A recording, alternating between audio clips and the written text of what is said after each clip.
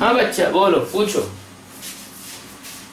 मैं ये पूछना चाहता था कि जो महाभारत का जो कुरुक्षेत्र था, तो कुरुक्षेत्र में अभिमन्यु जो था वो कौरवों के द्वारा मारा गया था, जबकि अर्जुन अंतिम समय तक बच गया।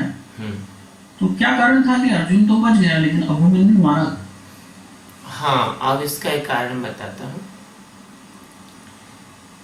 ठीक है, आपका ये प्रश्न है कि अभिमन्यु मारा गया लेकिन अर्जुन बच गया, तो ये क्या कारण था कि अभिमन्यु मारा गया और अर्जुन क्यों बच गया और अभिमन्यु क्यों नहीं बच पाया, है ना? और आपने संकेत भी दिया कि चूंकि अभिमन्यु के पास अधूरा ज्ञान भी था और कृष्ण का संरक्षण भी नहीं था उसके पास। तो गुरु महाराज की जय, शिवोहम।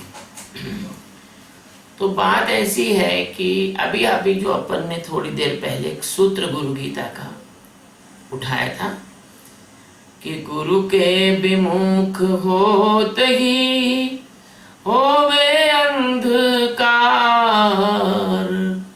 और सतगुरु अमृत औषधि जगत मृत्यु आगार।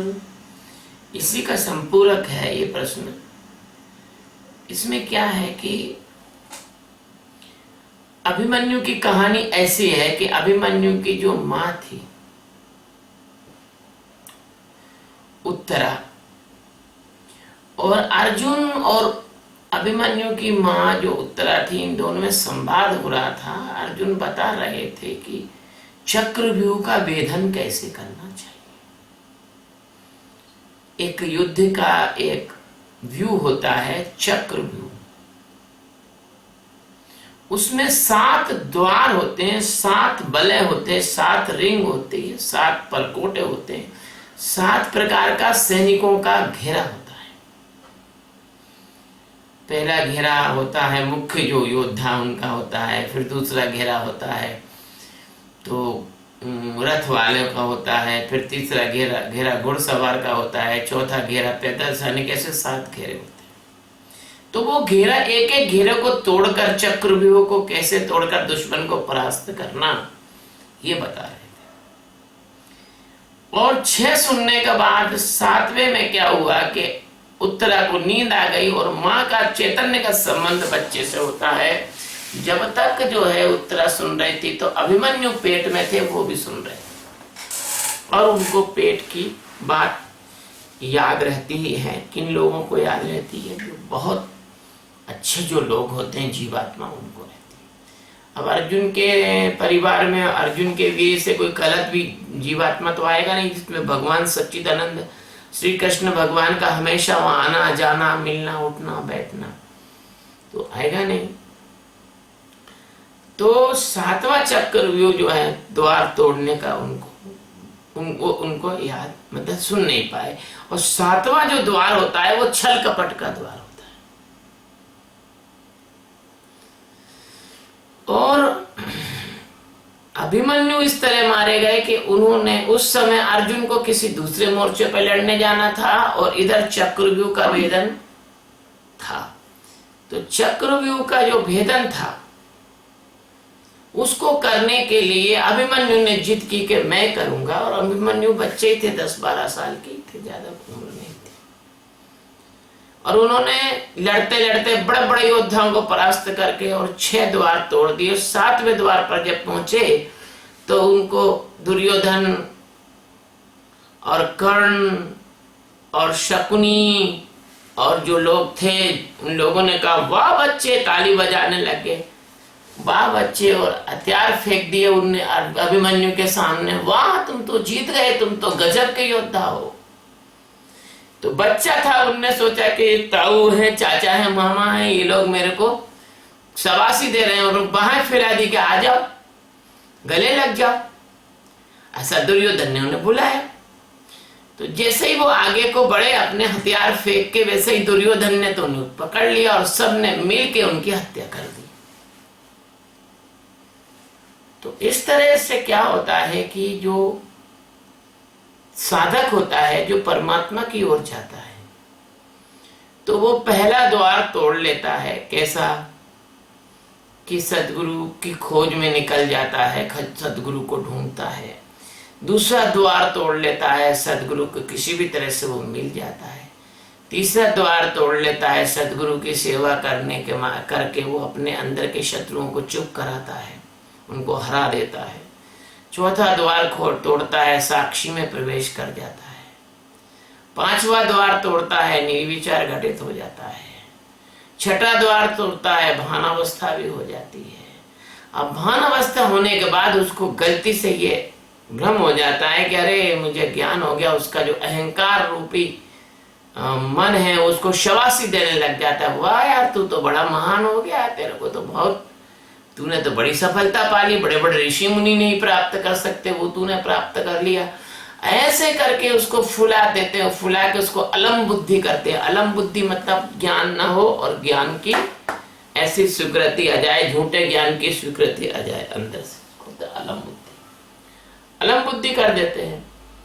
उस समय क्या होता है कि उसका जो अहंकार है वो बड़ा प्रेम का रूप रखता है, बड़े अंदर से वो ऐसा योजना बनाता है कि वो जो जिज्ञासु है, वो जो जीवात्मा है, वो उसकी मीठी बातों में आ जाता है और फिर सारे शत्रु एक साथ उस पर टूट जाते हैं। काम, क्रोध, लोभ, मोह, वो इतनी बुरी तरह से उसकी हत्या करते हैं कि वो जहां से चला था वहां से भी नीचे तक गिरा देते हैं उसको, वहां से भी गिरा देते हैं। लेकिन क्योंकि सद्गुरु का साथ नहीं होता उसके और अधूरापन रहता है, अधूरेपन में वो अपने आप को पूरा समझ लेता है। अगर अभिमन्यु अधूरा था और उसको पता था कि अधूरापन है, लेकिन अभिमन्यु उस अधूरेपन में अगर युद्ध के लिए नहीं जाता और पूरा विद्या सीख के जाता तो किसी की ताकत नहीं थी कि उसको मार सकता था। अगर भगवान श्री कृष्ण का भी साथ लेके जाता या अपने पिता अर्जुन से पूरी विद्या सीखता या कोई ऐसा सपोर्ट अर्जुन का लेके साथ में लेके जाता तो वो नहीं मारा जाता। यदि कोई शिष्य अपने सदगुरु का सहारा न लेते हुए अकेला इस माया से लड़ने के लिए निकलता है तो उसकी अभिमन्यु की तरह ही दुर्गति हो जाती है। और भगवान श्री कृष्ण चूंकि हमेशा 24 घंटे अर्जुन के साथ रहते थे, खाते पीते उठते बैठते आराम करते समय भी अर्जुन पर निगाह रखते थे। अर्जुन के घोड़ों की खुद मालिश, रथ के घोड़ों की खुद शाम को मालिश करते थे, अपने हाथ से उनको चारा खिलाते थे, उनके पीठ पर हाथ फेरते थे, प्रेम का सारी थकान उतर जाती थी उन घोड़ों की। और अर्जुन को निरंतर मार्गदर्शन करते थे। कर्ण को उन्होंने मरवाया, भीष्म को उन्होंने मरवाया, कृपाचार्य को उन्होंने मरवाया।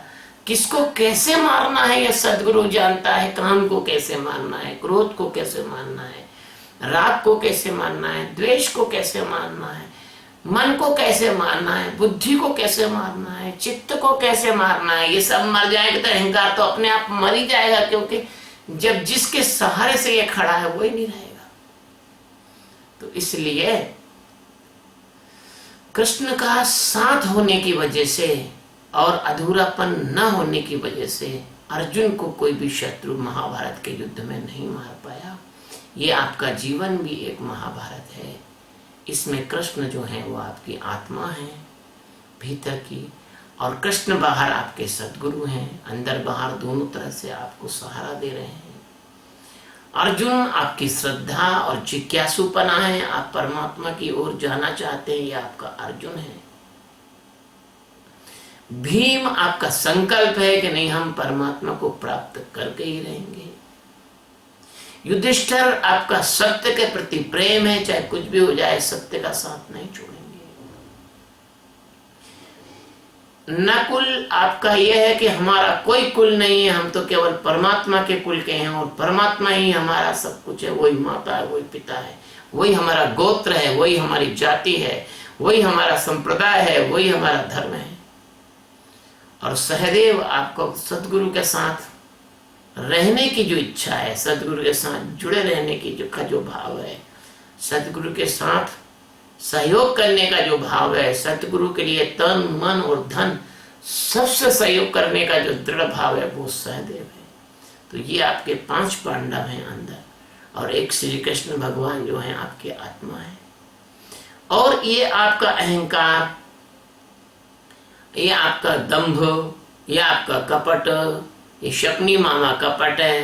अहंकार जो है वो आपका दुर्योधन है, और अज्ञान आपका धृतराष्ट्र है, और ये जो है दुशासन, जो आप परमात्मा की तरफ न जाते हुए और अपनी इंद्रियों के हट को प्राथमिकता देते हुए दुशासन है। ऐसे 100 ढंग के कौरव, 100 कौरव आपके अंदर हैं। आपके अंदर कर्ण है। कर्ण आपके अंदर वो एक ऐसी वृत्ति है जो सात्विकता का आडंबर करके और आपके अहंकार का जो साथ देती है। जैसे कर्ण बड़ा दानी था, दानवीर कर्ण के नाम से मशहूर था, सूर्य का पुत्र था। तो सूर्य का पुत्र होने के बाद भी और उसने दुर्योधन का साथ दिया, तो ये आपका कर्ण है। ऐसे मैंने जो पुस्तक लिखी है वेदांत गीता, जो पहला जो तनाव रहित जीवन का उपाय सच्चिदानंद गीता, पहले श्लोक का जो अर्थ लिखा है, उसमें मैंने कौरव और पांडवों के बारे में बताया है। समय रहे तो उसको पढ़िए। और आपका जो प्रश्न था बहुत उत्तम था, और इसका सार यही है कि सतगुरु के साथ यदि रहोगे तो दुनिया की कोई ताकत नहीं है कि आपको किसी भी चक्रव्यूह में आपको मार सके। आप सारे चक्रव्यूह तोड़ के निकल जाओगे, और सदगुरु के साथ रहोगे तो ये अज्ञान से लड़ने का जो महाभारत है, तो आपको उस महाभारत में विजय मिलेगी। सतगुरु के साथ रहोगे तो आपको मोह नष्ट होगा, स्मृति लब्धा, आपको स्मृति आ जाएगी अपनी स्वरूप की, अस्तित्व की, चैतन्य की, और आप इस जगत में स्प्रिंग बोर्ड की तरह छलांग मार के और परमात्मा में प्रवेश कर जाओगे। सतगुरु भगवान की जय, स्वामी जी महाराज की जय, शिव।